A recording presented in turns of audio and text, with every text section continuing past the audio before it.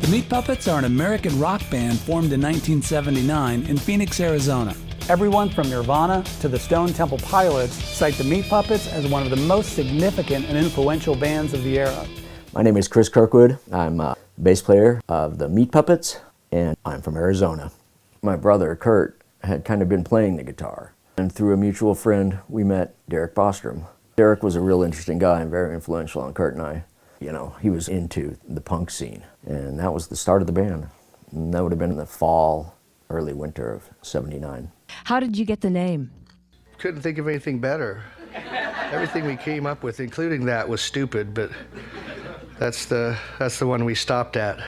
Phoenix as a whole, with the punk rock scene or the scene in general, and definitely in the infancy, even if you listen to some of the first compilations that came out on Placebo Records, the music that was on there was not really stylistically like what Los Angeles was doing or New York was doing, where the music was all kind of in the same vein. It was all kind of real experimental, you know. I always looked at it as like, you know, punk rock wasn't really a genre, it was an attitude, you know. They started as a punk rock band, but soon realized that they didn't fit in, so they created their own unique style. We didn't fit in. No, we didn't fit in. That's why I kept changing stuff so that I would confound them and they wouldn't come to my gigs anymore. I think we were kind of the guys that, you know, made it okay in the punk rock scene to say that you like the Grateful Dead, kind of. Musically, we were affected by, you know, where we'd come from. On our first album, we included on there a cover of Tumblin' Tumbleweeds. With the release of Meat Puppets 2 in 1984, their music became identified as a blend of punk and country and psychedelic rock, aptly described as desert rock. Meat Puppets 2 was a bit of a musical departure, you know, breaking out of that, like, you know, we're going to be the band that we want to be. You know, we're not going to let anybody else, you know, constrict us or define us. Believe it or not, that record actually turned on a lot of people to the rest of the stuff that was on SST, which kind of became a flavor of music. Over the next decade, the Meat Puppets remained on SST and released a series of albums while touring relentlessly. Between tours, they would regularly play small shows in bars around their hometown, such as the Mason Jar in Phoenix and the Sun Club in Tempe. I used to run the Sun Club. I got a job at the Sun Club early on, right after I moved here, and I would have the Meat Puppets in probably once a month, once every 2 months. And I will say, beyond a shadow of doubt, some of the greatest shows I've ever seen in a club was the Meat Puppets shows. In 1993, the band toured with Nirvana and gained international exposure, highlighting their songs Plateau and Lake of Fire. Kurt Cobain came and saw us like in the early 80s. Just from what I've heard, you know, apparently came to some of those shows and was into all that stuff, into the SST stuff, just in the American underground that was happening at that point.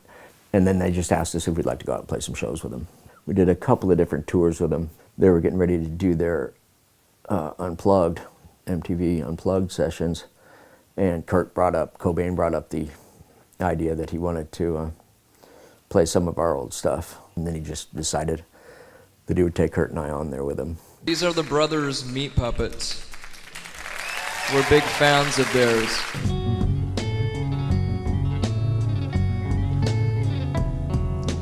Many hands began to scan around for the next plateau. You know, Nirvana and did that stuff with them on TV. I mean, they had a whole world of fans going by then, you know. Their album No Joke, Too High to Die. By the time those records were coming out, people pretty much were waiting for the next record. There was a period there where they even were chosen as best underground band in America by Rolling Stone, and I remember seeing that and thinking, yeah, they are. You know, it was about time. I felt like somebody, you know, realized who these guys were, because they were amazing. The band's subsequent album, Too High to Die, went gold, selling over 500,000 albums and became their most successful release. Some things will never change.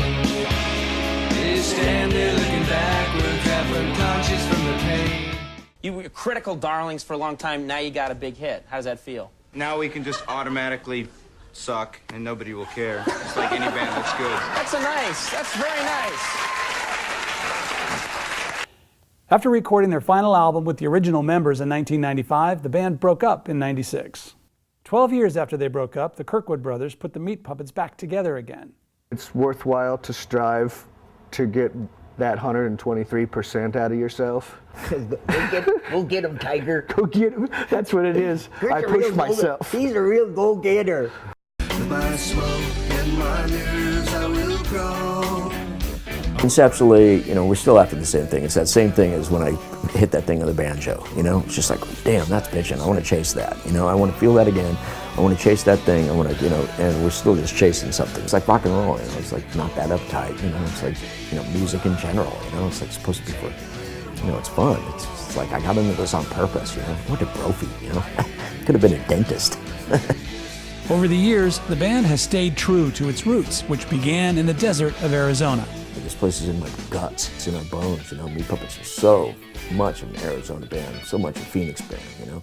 The Meat Puppets were on a different level from us in those days, but they were big heroes for me. I absolutely love the Meat Puppets, and to me, they are the soundtrack of the Sonora Desert. When I think about Arizona, when I think about the scenery in the Sonora, I immediately hear the Meat Puppets up on the sun and look at the rain. You know, those songs sound like Arizona to me.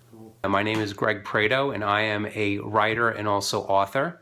And I was lucky a few years back to write this book called Too High to Die, Meet the Meat Puppets with one of my favorite bands. How much the Meat Puppets mean to me, I'm in my office right now, and there's a framed drawing that Chris was kind enough to make for me a few years back. And right next to Freddie is a classic photo of the Meat Puppets from the Forbidden Places era.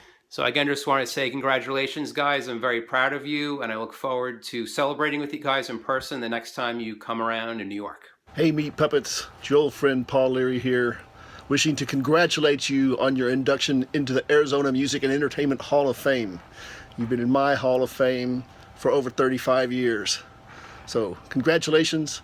Have fun at your induction ceremony. Hope to see you in the future. Hey guys.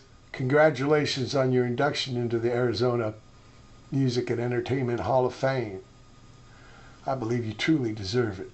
Hey, do you remember the time Meat Puppets and Minuteman, Huskers were in on it too. It was something called The Tour, and we were in San Diego. And you found near the pad a box for a refrigerator or something with some energy-saving kind of device, and the slogan was Econo Watt. So you cut this from the box and you duct taped it to my head. I got a picture of it here. Can you believe that? Well, I do. And in fact, I remember wearing it the whole gig. I did not shirk. Why? Because I believe in the Meat Puppets. Congratulations again, guys. Just I totally worship them. They were my favorite band. For 30 years, the legendary Desert Punks have carved out a place for themselves in rock history. We are honored to induct the Meat Puppets into the Arizona Music and Entertainment Hall of Fame.